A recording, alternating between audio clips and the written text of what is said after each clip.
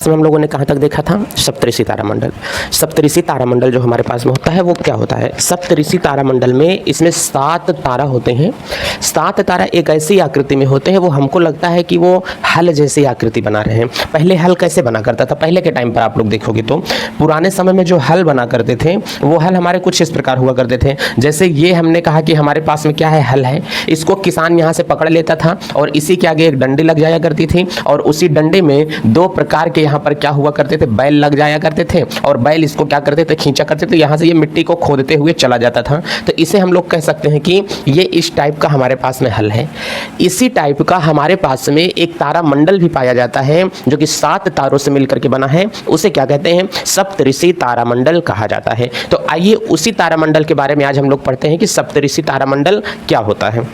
सबसे पहली बात आप लोग समझना कि जो हमारे पास में सप्तऋषि तारामंडल है वो हमारे पास में क्या होता है। तो यहाँ से हमको कह रहे हैं कि सप्तऋषि तारामंडल, देखो ये तो हमारे पास में है सप्तऋषि तारामंडल। नाम इसका ऐसा क्या है कि जिसे इसके का नाम क्या पड़ा, सप्तऋषि तारामंडल। अच्छा, मंडल का मतलब मैंने बताया था कि जो तारामंडल हमारे पास में होंगे उन सब की एक विशेष आकृति होती है। विशेष आकृति का मतलब वो एक आकृति में बने हुए होंगे तभी वो तारामंडल कहलाएगा। अगर वो विशेष किसी वस्तु जैसे किसी जानवर जैसे, इंसान जैसे, किसी भी वस्तु के जैसी अगर उनकी आकृति नहीं होगी तो वो तारामंडल नहीं कहलाते। Very good. तो वो तारामंडल होना, अगर हमारे पास में ये बात है भाई कि अगर तारामंडल होना ही चाहिए तो तारामंडल होने के लिए उसकी आकृति होनी चाहिए किसी तरीके की। मैंने कहा ऐसी आकृति हो जाएगी सांप के जैसा तो भी वो तारामंडल होगा। ऐसे ही कोई चीज अगर ऐसे बन जाती है तो वो तारामंडल नहीं होता है। तो आकृति का होना जरूर इसमें आवश्यक है कि सर आकृतियां जरूर इसमें होनी चाहिए तारामंडल में। अब आसमान में कभी आप लोग जब देखते हो फरवरी से लेकर के सितंबर के बीच में, किसके बीच में? हमने कहा कि फरवरी से लेकर के सितंबर के बीच में अगर आप कभी देखोगे तो आसमान में जब आप सर ऊपर करोगे तो आपको एक ऐसा तारा दिखाई देता है जो कि 5 के जैसा बना हुआ होगा। देखो एक ये इस तरीके का तारा आपको दिखाई देगा जो लगेगा आपको कि ये क्या बना रहा है, ये 5 बना रहा है। इस तरीके का तारा आपको आकाश में एक दिखेगा।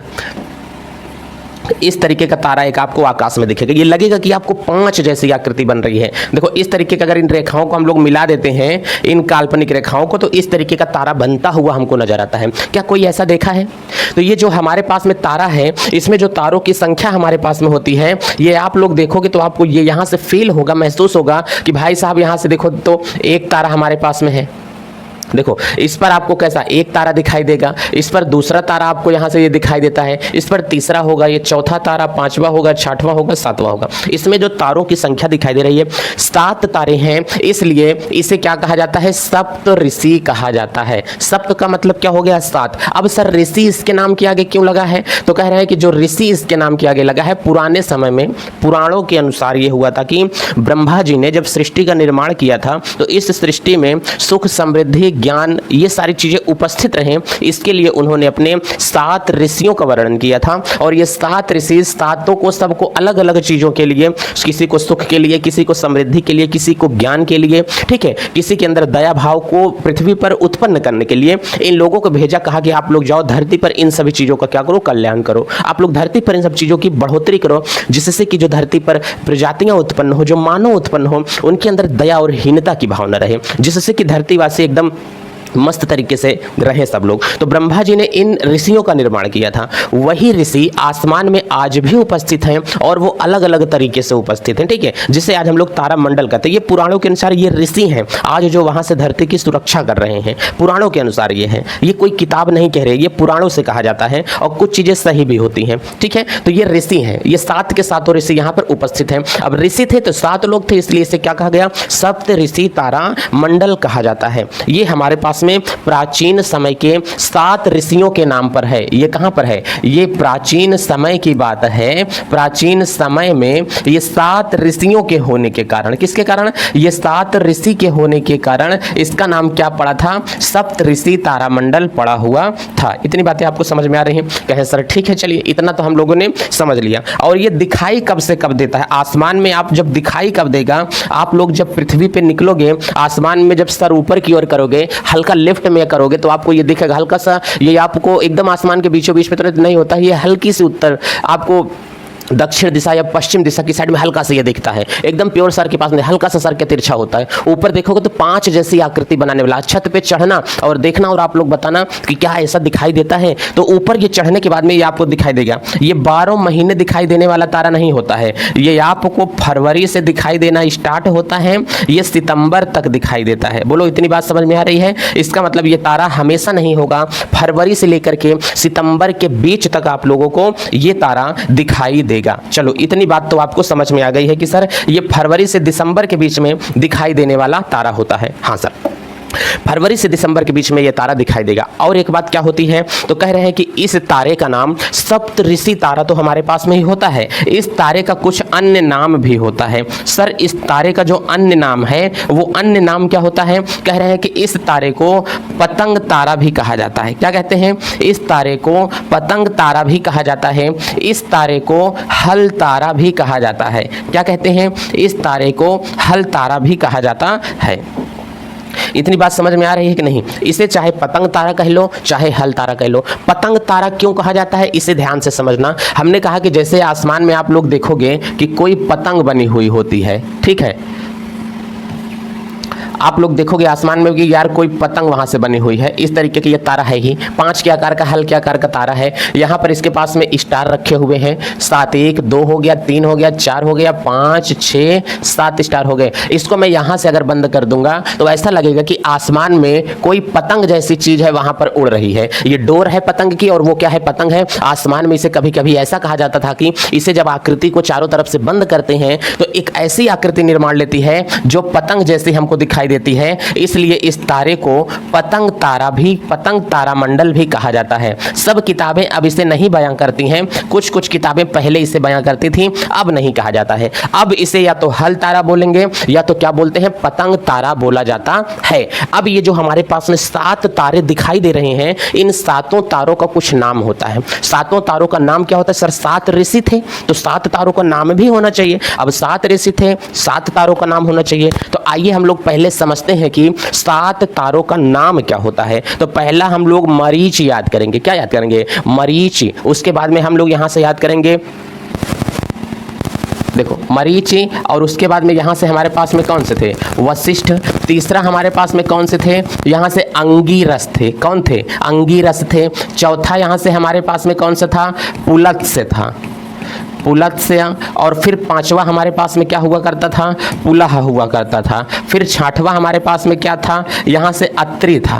फिर 7वां हमारे पास में क्या हुआ करता था? क्रतु था। कैसा था? क्रतु था। ये 7 टाइप के ऋषि हुआ करते थे, मरीच, वशिष्ठ, अंगीरस, पुलस्त्य, पुलह, अत्रि, क्रतु।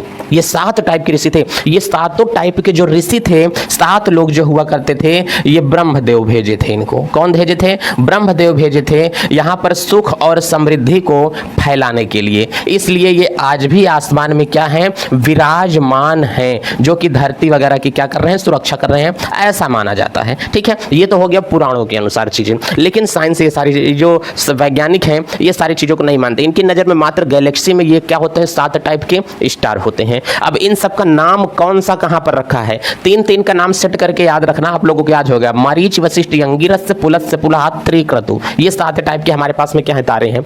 अब इन सब का नाम क्या होता है इसको हम लोग ध्यान से देख के चलते हैं कि सर 7 का हमको नाम बता दीजिए कि इन 7 तारों का जो आपको नाम मिला है वो नाम क्या है। हमने कहा पहले ध्यान से देखो, एक तारा हमारे पास में हो गया, ये दूसरा तारा हो गया, ये सर तीसरा तारा हो गया, ये हमारे पास में चौथा हो गया, ये हमारे पास में 5वां हो गया, ये 6वां हो गया, ये हमारे पास में 7वां तारा हो गया। इन सब को अगर आप मिलाओगे तो कह रहा है कि भाई साहब एक रेखा हमारे पास में बन करके आएगी। एक ये बन गया, एक इधर की रेखा बन गई, इधर की रेखा, ये ऐसे हमारे पास में क्या होते हैं? तारे बन जाते हैं। तो इन तारों का नाम क्या होता है? देखो मरीच नाम का जो हमारे पास में तारा होता है, ये तारा है हमारे पास में मरीच। ये तारा जो है हमारे पास में, इसका नाम क्या है? वशिष्ठ है। इसका नाम हमारे पास में क्या है? अंगीरस है। इसका नाम क्या होता है? अंगीरस हमारे पास में होता है।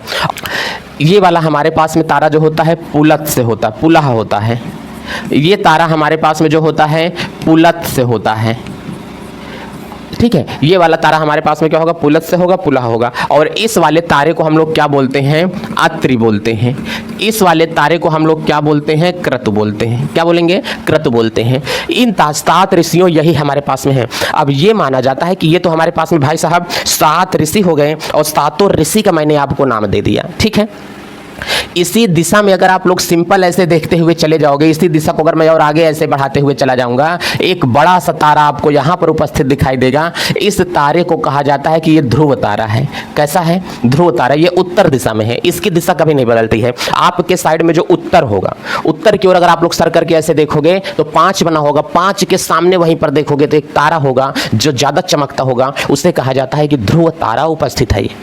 ध्रुव तारा क्या होता है, अब इसे मैं आपको समझाता हूं कि ध्रुव तारा हमारे पास में क्या होता है। थोड़ा सा हम लोग ध्रुव तारे का इतिहास समझ लेते हैं कि ध्रुव तारे का इतिहास क्या होता है।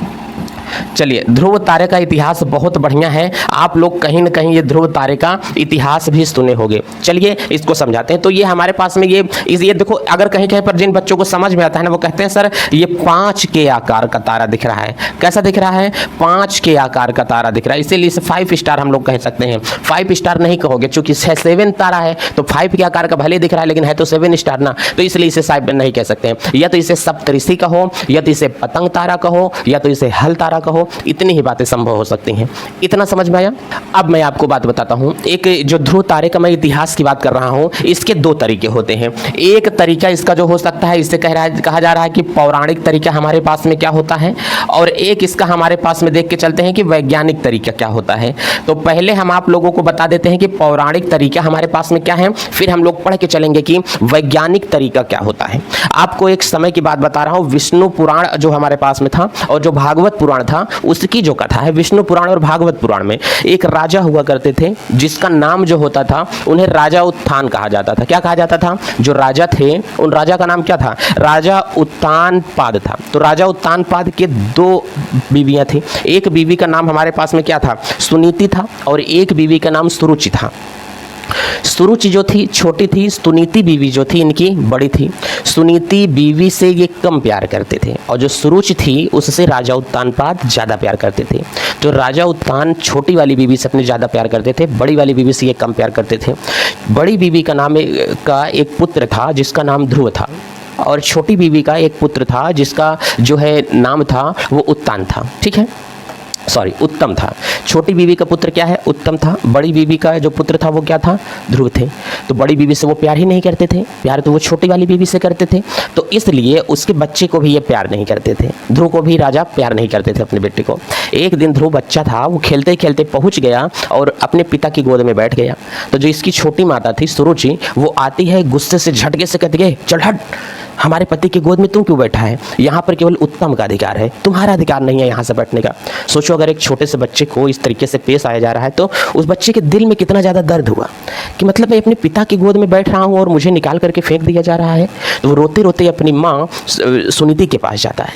जब वो सुनीति के पास में जाता है तो सुनीति कहती है कि बेटा तुम चिंता मत करो, तुम भगवान विष्णु की आराध्य करो, और भगवान की जब तुम आराध्य करोगे, जब भगवान विष्णु की आराधना करोगे तो अब इसका जो निराकरण देंगे वो भगवान विष्णु ही तुम्हें देंगे। तो ये जो ध्रुव होते हैं भगवान विष्णु की उपासना करने लगते हैं, भगवान विष्णु की तपस्या करने लगते हैं। उस तपस्या के बाद इनको भगवान विष्णु प्रकट होते हैं। आज ये कहते हैं कि मुझे मेरे पिता की गोद से उतार करके नीचे बैठा दिया गया, कहा गया कि वो तुम्हारा स्थान नहीं है। तो भगवान विष्णु को पीड़ा हुई बच्चे की बात सुन करके। तो भगवान विष्णु ध्रुव को ऐसा वरदान दे करके जाते हैं कि आज तक ध्रुव का कोई स्थान नहीं खत्म कर पाया है। आज भी ध्रुव हम सभी के बीच में उपस्थित हैं और धरती की सुरक्षा कर रहे हैं। सबका स्थान तो बदल जाता है, लेकिन ध्रुव को एक ऐसा स्थान दे करके गए हैं जिसका आज तक कोई स्थान नहीं बदल पाया। क्यों नहीं बदल पाया स्थान? भगवान विष्णु ने ध्रुव को ऐसा वरदान दिया कि मैं तुमको ब्रह्मांड में एक ऐसा स्थान दे करके जा रहा हूँ जो सबसे ऊंची जगह पर है, और तुमको कभी भी तुम्हारा स्थान बदल नहीं सकता। तो भगवान विष्णु ध्रुव को उठा करके उत्तरी ध्रुव पर बैठा दिए और कहे कि ये पृथ्वी का सबसे ऊंचा स्थान है और यहाँ से तुमको कोई कभी हटा नहीं पाएगा। वही आज है ध्रुव तारा, और ध्रुव तारा के बीच में हमको चीज़ें दिखाई देती हैं। सभी तारों की स्थितियाँ बदल जाती हैं, लेकिन ध्रुव तारा हमको 12 महीने दिखाई देता है, उसी तरीके से चमक धमक लबालब के साथ में एकदम से। ठीक है। और ये जो भगवान विष्णु की आराधना करते थे उसमें एक मंत्र की उपासना करते थे, ओम नमो भगवते वासुदेवाय नमः। आप लोगों ने विष्णु पुराण अगर सुना होगा, देखा होगा, उसमें जरूर ये चीज़ें आप लोगों ने देखा होगा, ओम नमो भगवते वासुदेवाय नमः। ये भगवान विष्णु का उच्चारण होता है, इस मंत्र से वो ज़्यादा प्रसन्न होते हैं, इसलिए पुराने समय में इन सभी चीज़ों को देखा जाता था। आज सभी तारे तो जो अंतरिक्ष में हैं पलट जाते हैं, लेकिन ध्रुव तारा नहीं पलटता है। ठीक है, आप लोगों को इमेज बना करके बताते हैं इसका कि ध्रुव तारा कैसे अपना स्थान नहीं बदलता है।